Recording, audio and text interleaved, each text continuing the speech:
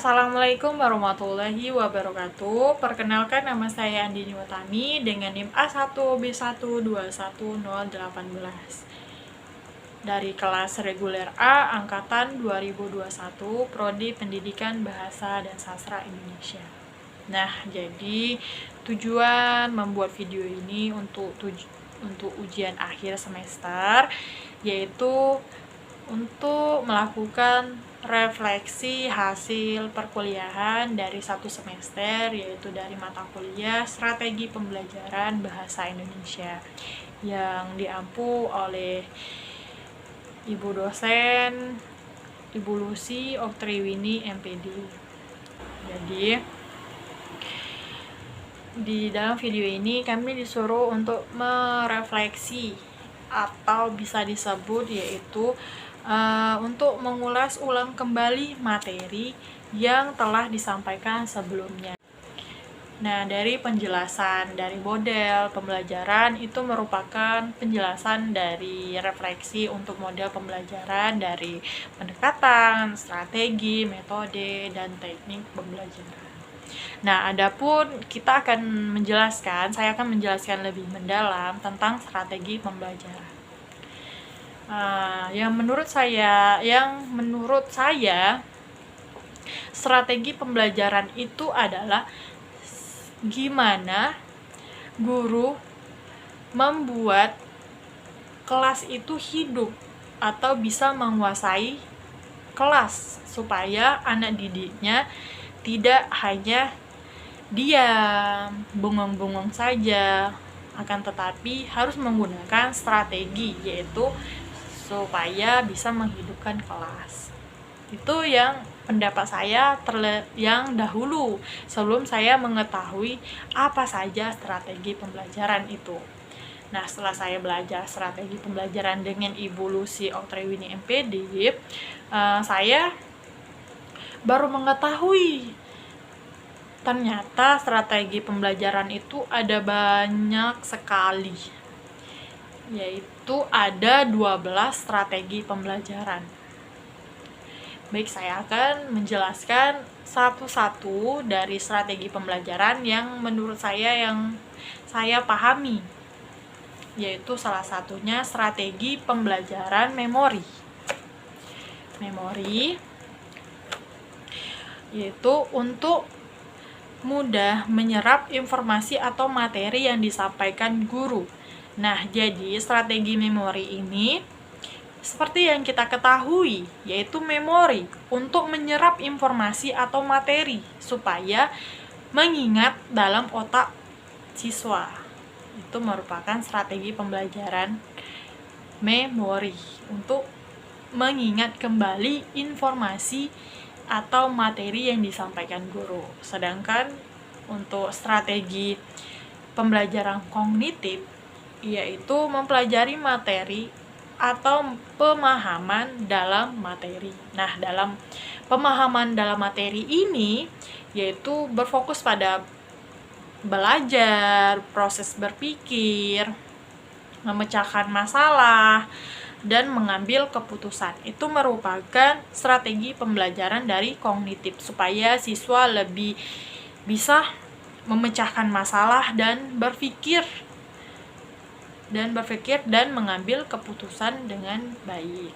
Sedangkan untuk yang ketiga, strategi kompensasi itu merupakan bahasa kedua bagi siswa untuk pemahaman atau produksi dalam keterbatasan dalam pengetahuan.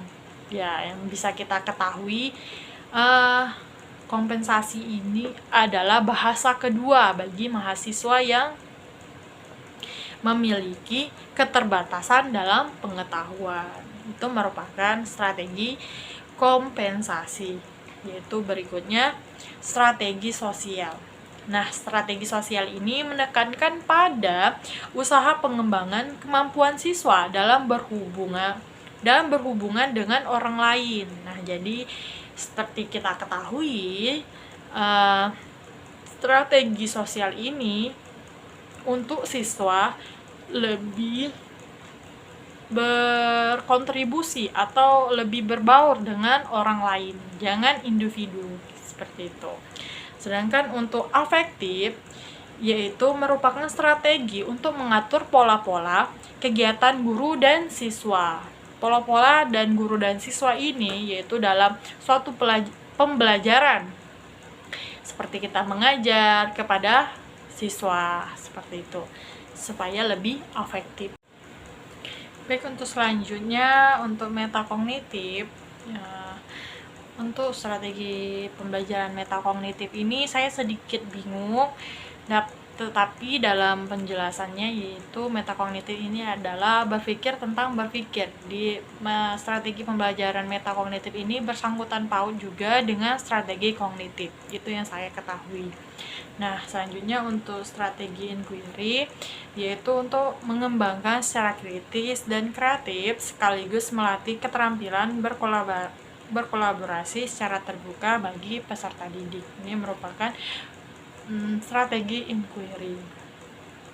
Jadi selanjutnya untuk strategi berbasis masalah, yaitu yang kita ketahui strategi berbasis masalah yaitu memecahkan suatu masalah melalui tahap-tahapan metode ilmiah, yaitu metode ilmiah yang kita ketahui. Sedangkan untuk kooperatif yaitu menggunakan bantuan teman sebaya dalam proses belajar. Nah, jadi strategi kooperatif ini jika kita tidak tahu, jika kita tidak mengerti suatu pembelajaran, kita sebagai siswa seharusnya meminta bantuan kepada teman sebaya kita dalam proses belajar yang kita tidak ketahui, yaitu seperti kelompok, jangan individu. Nah, sedangkan untuk strategi ekspositori yaitu disampaikan langsung oleh guru. Nah, jadi strategi ini yang menyampaikan pembelajaran itu guru itu tersendiri. Jadi tidak boleh disampaikan oleh orang lain. Nah, baik, selanjutnya untuk strategi kontekstual yaitu konsep yang sedang dipelajari dan diberikan dalam situasi nyata sehingga siswa paham konsep tersebut. Nah, jadi strategi kontekstual ini dapat diartikan bahwa guru harus memberikan pelajaran dalam kondisi nyata, jangan melalui kertas atau orang lain, jadi supaya siswanya lebih memahami. Nah, jadi untuk yang strategi yang terakhir yaitu berbasis proyek, yaitu pembelajaran berbasis proyek atau kegiatan sebagai media. Nah, jadi strategi ini yaitu berfokus pada suatu proyek yang nantinya akan sebagai kegiatan media untuk siswa. Itu merupakan strategi pembelajaran yang saya ketahui, yang dapat saya refleksikan. Nah, jadi kalau dibilang materi pembelajaran, strategi pembelajaran ini manfaat atau tidak bagi saya, ya itu merupakan sangat-sangat bermanfaat bagi saya yang tidak tahu, yang tidak mengerti apa itu strategi pembelajaran. Nah, jadi nantinya jika saya menjadi guru juga, saya akan menggunakan strategi-strategi yang telah Ibu Lucy Otriwini berikan kepada saya, yang ilmunya yang gitu manfaat, soal terkendala dalam proses pembelajaran. Mungkin dalam pembelajaran ini bisa ada offline dan online-nya, tapi saya insya Allah sudah sedikit memahami materi pembelajaran dari strategi pembelajaran ini.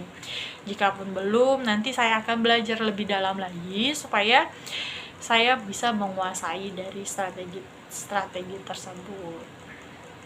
Ya, mungkin itu saja yang dapat saya sampaikan. Saya terima kasih kepada Ibu dosen, Ibu Lucy Otriwini yang telah mengajarkan saya dalam strategi pembelajaran ini. Ya, saya akhiri. Wassalamualaikum warahmatullahi wabarakatuh.